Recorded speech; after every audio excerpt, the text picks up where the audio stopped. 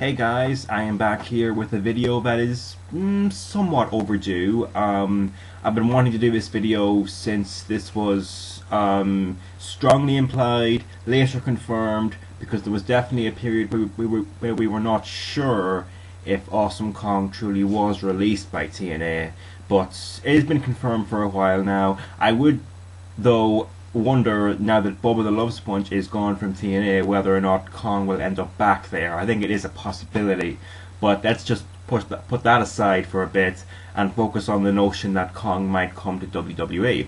And this is interesting to me because, of course, for some people, when you put in the two phrases Awesome Kong, WWE Diva Division, they don't mesh. They don't go together. It's a conflict. They're working against each other. There's no complementary elements there, and I would definitely concede that argument. But then there are those, and one of those happens to be Stone Cold Steve Austin, who think that Kong should be picked up by WWE and should be utilized to the best of her ability. And I'm gonna have to take Stone Cold's side on this one. I'm gonna have to say that Kong could definitely pursue a WWE career and make a go of it. There is one big fear associated with that I will go into in this video, but I think the positives far outweigh the fear that all those would go to waste. The fear that they could use her in a way that would completely make the positives go down the tubes. I'm going to go through this in the video, and just after I'm done, you can tell me what you think and all that stuff. Would it work if it was handled correctly? It absolutely would. It would absolutely work correctly, in my opinion. Kong can easily be promoted as the anti-diva. You know, I would expect her to be a heel. I mean, I think the WWE expects their women, with the way they portray them in the attractive appearance sort of way, they would expect the women to be liked and would not expect someone who would come in and squash them all to be anything other than a heel. I would kind of disagree to an extent. I think that there's a certain pleasure to watching Awesome Kong beat the shit out of someone like Michelle McCool, for example. I think there's a certain enjoyment in that could transfer over to the WWE universe.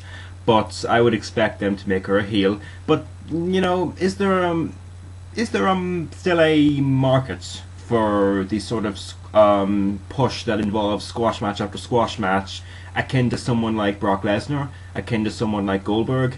You know, not with the current, I would say, formula of WWE squash matches. There is a problem with that because I think the squash match is a lost art, so to speak.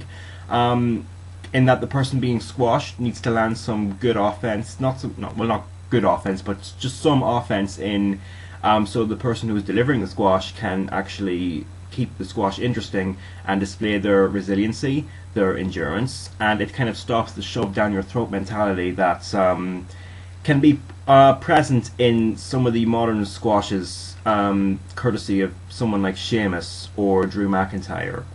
You see where I'm getting at here? That's how Brock Lesnar got built up. He got built up with good squash matches, especially in those Hardy Boys matches where he proved that he could be hurt, but he did it in a way that as soon as the fans started to believe in a Hardy Boys comeback, he would immediately stop that and they would keep interest in the squash match, so to speak. Goldberg had a personal charisma about him that allowed him to break all those rules and just beat the shit out of whoever it was in 3 minutes, and it worked.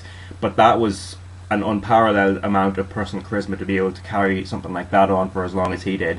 So let's not compare anyone to Goldberg at this point in time.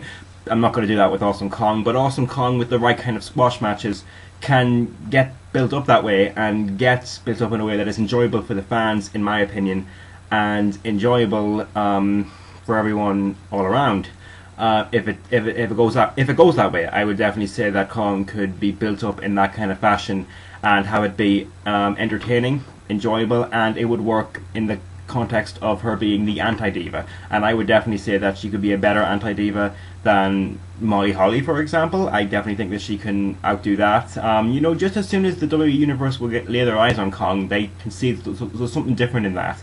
And if she gets built up in that way with good squash matches, and then be allowed to actually have some good wrestling matches, I definitely think that she could succeed in that manner. But there is the one big fear, and the one big fear in my mind is the fear that Kong would be looked at by WWE officials as a comedy act, some light entertainment, so to speak. You know, what could you imagine her being used in? A tag team with Hornswoggle, Santino's love interest, maybe the other way around. I don't know. I don't know what goes on in their heads sometimes. That's a whole other video right there. But this is, you know, that is a very big fear, I would say, in Kong going to WWE. I would say that's a fear. Would they do it? You know, with the current pursuit of the Divas division, I would say there's a fear of that, and it's a possibility. You know, we see from occasion we see that they want to build up Beth Phoenix as a woman who can take on guys. We haven't seen too much of that, but we've seen hints of it. And you know, if they lay their eyes on Kong and see that they can use her in the same light as someone like China, and she could probably have better matches with guys than China could. I'm not entirely sure. We have to see more of Kong with guys to be able to make that assumption.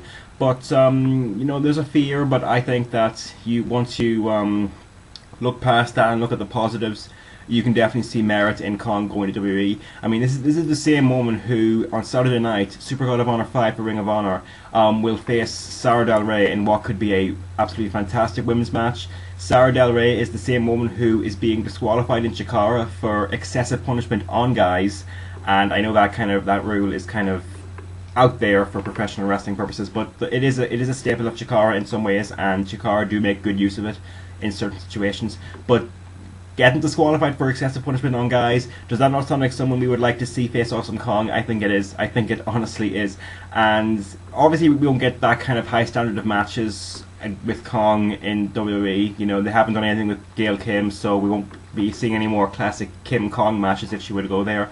She might be able to have a good, great, maybe even great match with Beth, but I don't think they would give them enough time to be great. But they could at least be good. And again, going back to the point of Kong being built up in a way that's entertaining all around, something different for divas, so to speak. Even if they did have her as a heel, I think it would work, and I think it would be an extremely good fit if they look at her in that way and don't look at her as a light, gentle comedy act. Well, not gentle, but you know what I mean. So Kong to WWE, tell me what you think. I know this is kind of short. Well, short by I usually do 10 minutes, but short. But I think I got to the point in the 7 minutes. I'm out. Later.